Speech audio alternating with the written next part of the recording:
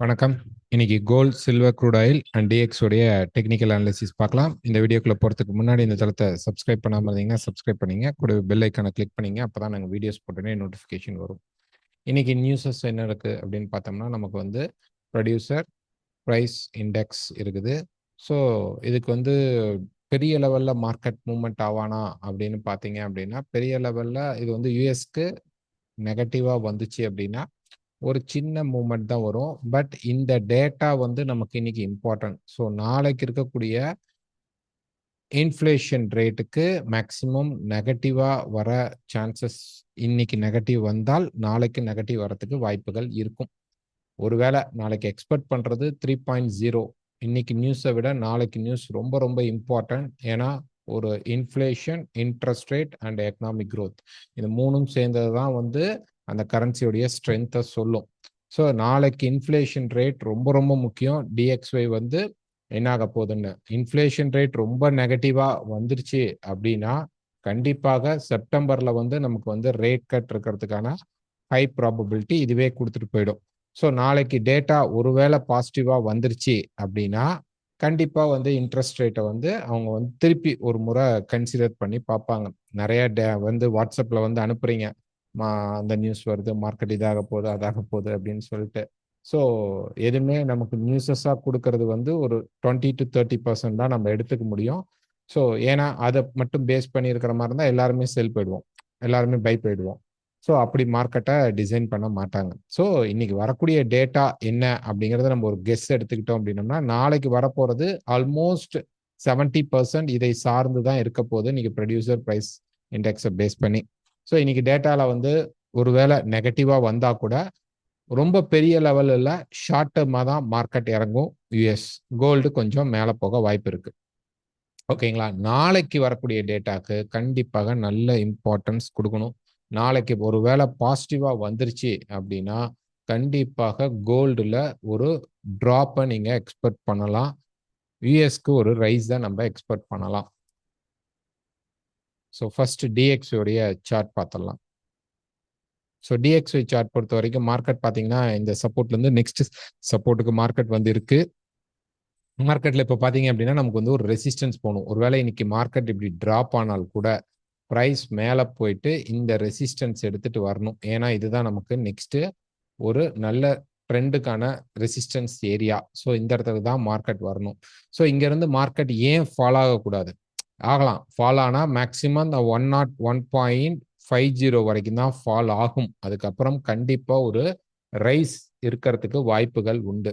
எப்படி நம்ம இதை வந்து சொல்லலாம் அப்படின்னு பார்த்தீங்க அப்படின்னா, ஒரு டே சார்ட்டை வந்து நான் வந்து சின்னது பண்ணி காட்டுறேன். இந்த மார்க்கெட்டை நீங்கள் இப்படி பார்த்துக்குங்க. ஸோ ப்ரைஸ் வந்து இங்கேருந்து ட்ராப் ஆனதுக்கப்புறம் மார்க்கெட்டில் ஒரு பர்டிகுலர் ஹை அண்ட் லோக்குள்ள ப்ரைஸ் இருக்குது. இது எல்லாமே அதுக்குள்ள ரேஞ்சஸ்குள்ளே தான் இருக்குது.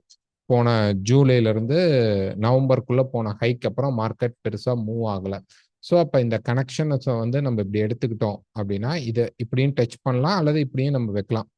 வச்சுட்டோம் அப்படின்னோம்னா டாலர் இண்டெக்ஸ் வந்து இந்த பர்டிகுலர் ரேஞ்சுக்குள்ள தான் இப்போ மார்க்கெட் இருக்கு. இப்போ நம்ம இருக்கிறது ஆல்மோஸ்ட் ஒரு சப்போர்ட் லெவல். இதை உடைக்கூடாதா அப்படின்னா தாராளமாக உடைச்சி மார்க்கெட் இப்படி கீழே போனால் யூஎஸ் எக்கனாமி ஒரு ரிசெஷன்ல போய் மாட்டிக்கிட்டான்னு அர்த்தம். இது பெரிய லெவலில் 90 ஆர் 89 வரைக்கும் ட்ராப் ஆகிறதுக்கு அப்படி மெதுவாக ஒரே ஸ்பீடில் போகாது, கொஞ்சம் கொஞ்சமாக மார்க்கெட் ட்ராப் ஆகும். ஃபர்ஸ்ட் 99க்கு வந்து நிற்கும், அதுக்கப்புறம் அப்படியே கீழே விழுக ஆரம்பிக்கும். ஸோ ஆனால் நம்ம இப்போ உடஞ்சிருச்சா அப்படின்னு பார்க்கும்போது உடையல. ஸோ நம்ம இருக்கிறது ஒரு சப்போர்ட் லெவல். ஒருவேளை நம்ம எதிர்பார்க்க மாதிரி இந்த மார்க்கெட் வந்து இன்னைக்கு இந்த ரெசிஸ்டன்ஸ்க்கு போயிட்டு, ஸோ இதை நல்லா எரைஸ் பண்ணிக்கிறேன். இப்போ இங்கே இருக்கு மார்க்கெட், இந்த ரெசிஸ்டன்ஸ்க்கு போயிட்டு திருப்பி கீழே வந்துட்டு மார்க்கெட் இங்கேருந்து ஒரு பிரேக் கொடுத்தானா திருப்பி மார்க்கெட் இந்த டாப்க்கு வந்து ரெசிஸ்டன்ஸ் எடுக்க வந்துடுவான். இது ஒரு நல்ல சப்போர்ட் ஏரியாவா? அஃப்கோர்ஸ் நமக்கு இந்த இடத்துல மார்க்கெட் பார்த்தீங்க அப்படின்னா நல்ல ஒரு சப்போர்ட் லெவலில் தான் இருக்கு. இன்னும் கொஞ்சம் கீழே வந்தால் கூட நமக்கு தப்பு கிடையாது. இந்த இடத்துல திருப்பி மார்க்கெட் சப்போர்ட் எடுத்துட்டு மேலே போக வாய்ப்புகள் இருக்கும். ஸோ நாளைக்கு இன்ஃப்ளேஷன் ஒரு வேளை பாசிட்டிவாக வந்துருச்சு அப்படின்னா மார்க்கெட் வந்து 105.50 வரைக்கும் மேலே போக வாய்ப்புகள் இருக்கும். ஸோ இந்த செக்டாருக்குள்ள தான் இப்போ மார்க்கெட் வந்து மூவ் ஆயிட்டு இருக்கு. இந்த ஹைஸ் அண்ட் லோஸ்குள்ள தான் மார்க்கெட் வந்து மூவ் ஆயிட்டு இருக்கு. அதனாலதான் இந்த இடம் இப்போ மார்க்கெட் சப்போர்ட் எடுப்பானா அப்படிங்கிறத நம்ம எதிர்பார்க்கிறோம். ஸோ இப்போ பார்த்தீங்க அப்படின்னா மார்க்கெட் இறங்கிட்டு ஒரு கன்சல்டேட் ஆகிற மாதிரி கன்சல்டேட் தான் ஆயிட்டு இருக்கு. இந்த முறை நமக்கு மேலே பிரேக் ஆச்சு அப்படின்னா நமக்கு ஒரு நல்ல மூவ்மெண்ட் மார்க்கெட்ல கிடைக்கும். இன்னைக்கு வரக்கூடிய டேட்டாக்கு அவன் கீழே வந்தா கூட நாளைக்கு டேட்டாக்கு அவன் மேலே போகலாம். இல்லை நாளைக்கு டேட்டால மேலே வந்துட்டா ப்ரைஸ் நாளைக்கு கீழே ஒரு ஸ்பைக் அடிச்சுட்டு திருப்பி மார்க்கெட் மேலே போக சான்சஸ் கொடுக்கும். ஸோ இன்னைக்கு இருக்கக்கூடிய டேட்டாவை கண்டிப்பாக பார்க்கணும். Next VS oil. So VS oil பொறுத்த வரைக்கும் டேல பார்த்தீங்கன்னா நம்ம வந்து இதுலேயும் ட்ரையாங்கிள்குள்ளே தான் இருக்கிறோம். இதுக்குள்ளே தான் நம்ம இப்போ இருக்கிறோம். சப்போர்ட் எடுத்து மார்க்கெட் மேலே போயிட்டு இருக்கு. இப்போ டைரக்டாக இங்கே போயிடுவானா அப்படின்னா டைரக்டாக போக மாட்டான். ஸோ இப்போ என்ன நடக்க போகுது அப்படின்னு பார்த்தீங்கன்னா மார்க்கெட்டில் கொஞ்சம் மேலே போயிட்டு தென் ப்ரைஸ் வந்து இப்படி ஒரு கீழே அப்படி வந்துட்டு தென் இந்த டாப் ரெசிஸ்டன்ஸ்க்கு மார்க்கெட் போவான். அப்போ இந்த இடத்துல ஒரு ஷார்ட் டேர்ம் ஃபால் இப்போ மார்க்கெட்டில் இருக்கும். இங்கே வரும்போது நீங்கள் பை ட்ரை பண்ணுறதுனா தாராளமாக பை ட்ரை பண்ணிக்கோங்க. இங்கே போய் பை பண்ணலாமா அப்படின்னா சப்போஸ் உங்களுக்கு நல்ல செட்டப்பாக இருந்தால் நீங்கள் பை எடுக்கலாம். ஆனால் அப்படி எடுத்தீங்கன்னா ஸ்டாப் இதாக தான் இருக்கும். ஸோ இப்படி கீழே இறங்கும் போது எடுத்தீங்கன்னா ஸ்டாப் பாயிண்ட் இங்கே வந்துடும். நமக்கு ஒரு நல்ல ரேலி வரத்துக்கு வாய்ப்புகள் இருக்கும். இது பிரேக் ஆகி மேலே போகலாமா அப்படின்னா இந்த ரெசிஸ்டன்ஸை போய் மீட் பண்ணுறதுக்கும் சான்சஸ் இருக்கும். ஓகே, அதுக்கப்புறம் திருப்பி உள்ளுக்குள்ள வந்துடும். இந்த பாயிண்ட் சுவிட்ச் ஓவர் நடக்கிறதுக்கு வாய்ப்புகள் இருக்கும். இந்த லைன் சுவிட்ச் ஓவர் ஆக வாய்ப்புகள் இருக்கும். ஸோ இந்த சப்போர்ட் எடுத்த மாதிரி தான் இப்போ டிஎக்ஸையும் சப்போர்ட் கிட்ட நிற்கிறான். ஸோ வெயிட் பண்ணி பார்க்கணும். இந்த இடத்துல ஒரு சின்ன க்ளூ பாயிண்ட் எப்படி எடுத்துக்கலாம் அப்படின்னு பார்த்தீங்க அப்படின்னா ப்ரைஸ் வந்து இப்போ இந்த சப்போர்ட்ஸ் பிரேக் பண்ணல, க்ளோஸ் பண்ணல, அது வந்து தான் ஒரு மைனஸ். க்ளோஸ் பண்ணியிருந்தா கண்டிப்பாக ப்ரைஸ் வந்து இந்த ரேஞ்சில் வந்து தான் 75 ரேஞ்சில் தான் எடுக்கும். ஸோ இங்கே க்ளோஸ் பண்ணாதனால அடுத்த க்ளோஸ் ஒருவேளை மேலே கிடைச்சா திருப்பி ப்ரைஸ் கீழே வரும். இல்லை டைரக்டாக கீழே வந்தால் இந்த மார்க்கெட் பெரிய லெவலில் கீழே வராது. ஒரு கன்சாலிடேஷன் மாதிரி இப்படி கீழே வந்துட்டு திருப்பி மேலே போய் இப்படி மூவ் ஆகும். ஸோ இறங்கும் போது பை ட்ரை பண்ணுங்க. இல்லை கேண்டில் கொஞ்சம் மேலே போயிட்டு கீழே வந்தால் 75 ரேஞ்சில் பை ட்ரை பண்ணுங்க. Stop loss must. Silver. So silver பொறுத்த வரைக்கும் டே ஃப்ரேமில் பார்த்தீங்கன்னா மார்க்கெட் வந்து இந்த சப்போர்ட் லெவலில் இருக்குது. இப்போ இருக்கிறது பியூர் ரெசிஸ்டன்ஸ் லெவல் தான். ஒரு 4 ஹவர் சார்ட் எடுத்துக்கிட்டிங்கன்னா இந்த ட்ரெண்ட் லைனை வந்து மார்க்கெட் இப்போ ரெசிஸ்டன்ஸில் வந்து நிற்கிறான். இப்போ பிரேக் ஆக போகிறானா அப்படிங்கிறது பார்க்கணும். டைரெக்டாக பிரேக் ஆக மாட்டான். மார்க்கெட் இப்படி மேலே போய் கீழே வந்துட்டு அப்புறம் தான் மார்க்கெட்டில் பிரேக் அவுட் நடக்க சான்சஸ் இருக்கும். ஸோ இன்னைக்கு வரக்கூடிய டேட்டா ஒரு வேளை விஎஸ்க்கு வந்து பாசிட்டிவா அமைஞ்சிருச்சு அப்படின்னா இந்த மார்க்கெட் கீழே வந்து இந்த சப்போர்ட்டுக்கு கீழே வரலாம், அல்லது இந்த சப்போர்ட் வரைக்கும் எடுத்துட்டு தென் மேலே போய் கீழே வரும் நாளைக்கு. ஓகே, இன்னைக்கு டேட்டாவே நெகட்டிவா இருந்ததுன்னா இது பிரேக் அவுட் ஆக சான்சஸ் இருக்கும். ஸோ இன்னைக்கு டேட்டா பேஸ் பண்ணி எடுத்துக்குங்க. ஆனால் மார்க்கெட் இப்போ இருக்கிறது ரெசிஸ்டன்ஸ் இல்லை. இதில் எப்படி நம்ம என்ட்ரி எடுக்கலாம் அப்படின்னு பார்த்தீங்கன்னா இப்படி வச்சுக்கோங்க. ப்ரைஸ் கீழே பிரேக் ஆனதுக்கப்புறம் இந்த லோ பிரேக் ஆனதுக்கப்புறம் ஒரு 27 லெவல் மார்க்கெட் பிரேக் பண்ணிட்டு மேலே போகிற மாதிரி இருந்தால் செல் ட்ரை பண்ணலாம். ஸோ 27 லெவல் பிரேக் ஆகலை அப்படின்னாவே மார்க்கெட் வந்து என்ன ஆகும் அப்படின்னா திருப்பி இன்னொரு ஹைக்கு போயிட்டு திருப்பி மார்க்கெட் கீழே வரலாம். ஏன்னா இப்போ இந்த ட்ரெண்ட் லைனை பேஸ் பண்ணி நம்ம பார்த்தோம்னா நம்ம இருக்கிறது பக்காவான ரெசிஸ்டன்ஸ் லெவல் தான். இந்த இடத்துல பார்த்தீங்க அப்படின்னா ப்ரைஸ் என்ன பண்ணுச்சுன்னா டக்குனு கீழே வந்து மேலே போய் கீழே வந்த மாதிரி அதே ஃபார்மேஷன் இங்கே நடக்கலாமா அப்படின்னா தாராளமாக நடக்கலாம். ஸோ ப்ரைஸ் வந்து கொஞ்சம் அப்படி மேலே போயிட்டு திருப்பி கீழே வந்துட்டு மேலே போய் கீழே வரலாம். இதுக்கு பதிலாக மார்க்கெட் வந்து இந்த சப்போர்ட் லெவலை இப்போ வந்து எடுத்துட்டு மேலே வந்து இந்த ரெசிஸ்டன்ஸ் எடுத்தானாலும் மார்க்கெட் ஃபால் ஆகும். ஸோ 27 பிரேக் ஆகும்போது நமக்கு ஒரு நல்ல கன்ஃபர்மேஷன் கிடைக்கும். அதுக்கு முன்னாடி மார்க்கெட்ல ஏதாவது செல்லிங் செட்டப் கிடைச்சா ஸ்டாப் லாஸ் யூஸ் பண்ணி எடுத்துக்கோங்க. கோல்டு.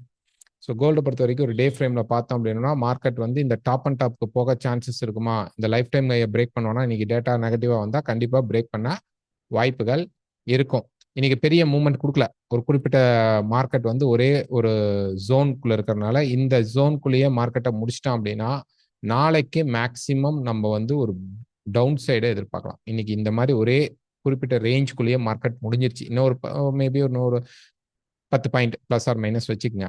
ஓகேங்களா, இன்னும் கொஞ்சம் கீழே வந்துட்டு கூட அப்படி திருப்பி போய் க்ளோஸ் ஆகி மார்க்கெட் வந்து ஒரு அன்ஸ்டேபிளா ஒரு ஸ்ட்ராங்கான பையிங்கோ ஸ்ட்ராங்கான செல்லிங்கோ இல்லாமல் மார்க்கெட் ஒரு அன்ஸ்டேபிளா க்ளோஸ் ஆயிடுச்சு அப்படின்னா நாளைக்கு டேட்டால மார்க்கெட் கீழே இறங்க வாய்ப்பு இருக்கும். ஸோ இப்போ நம்ம இருக்கிறது இங்கேயும் ரெசிஸ்டன்ஸ் ஏரியா தான்.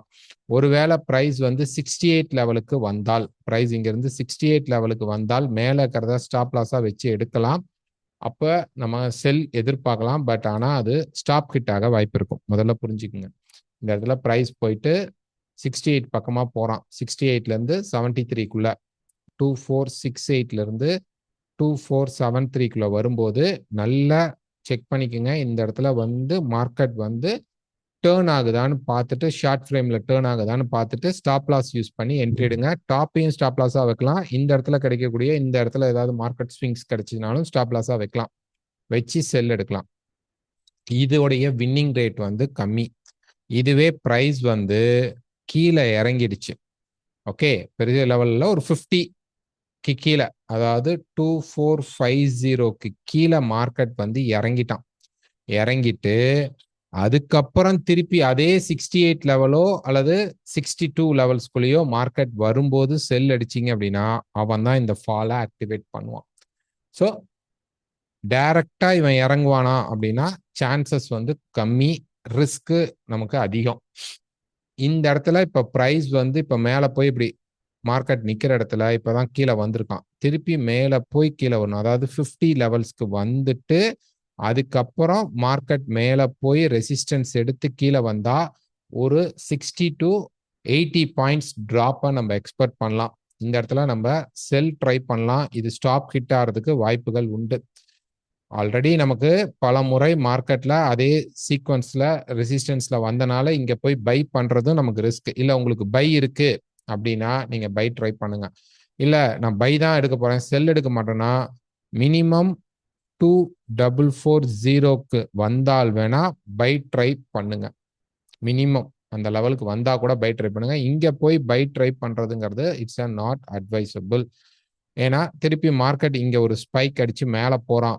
2490க்கு மேல பிரைஸ் போச்சுன்னா பக்கத்துல 2520க்குள்ள மார்க்கெட் திருப்பி ரெசிஸ்டன்ஸ் எடுத்துட்டு இங்க விழுந்த மாதிரியே ஒரு பெரிய ஃபாலை மார்க்கெட் விடுக்க ட்ரை பண்ணும். ஸோ இன்னைக்கு பொறுத்த வரைக்கும் மார்க்கெட்ல இன்னைக்கு உடனே என்ட்ரி கிடைக்கக்கூடாது. பிரைஸ் வந்து கீழே வந்துடணும். கீழே வந்துட்டு அப்புறம் மேலே போகும்போது செல் ட்ரை பண்ணோம் அப்படின்னோம்னா கண்டிப்பாக ஒரு பெரிய ஃபாலை எதிர்பார்க்கலாம். இங்கேயே மார்க்கெட் போயிட்டு கீழே வந்தா திருப்பி இன்னொரு முறை ஹைக்கு போயிட்டு தான் மார்க்கெட் வரும். ஸோ எதா இருந்தாலும் நம்ம இந்த இடத்துல ரெண்டு இடத்துலையும் செல் ட்ரை பண்ணலாம், ஸ்டாப் லாஸ் யூஸ் பண்ணலாம். இது டைரக்டா ஃபர்ஸ்ட் சினாரியோல கிடைச்சா நமக்கு ஸ்டாப் ஹிட் ஆகிறதுக்கு வாய்ப்பு இருக்கும்.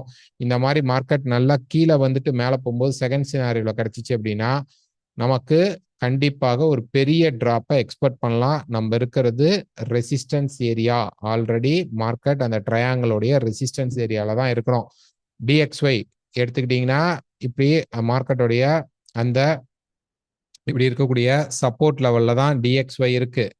கோல்டு எடுத்துக்கிட்டீங்கன்னா மேல இருக்கக்கூடிய ரெசிஸ்டன்ஸ் லெவல்ல தான் இருக்கு. ஸோ இது மேல போய் இது கீழே வரதுக்கான பாசிபிள் இருக்கு டெக்னிக்கலா.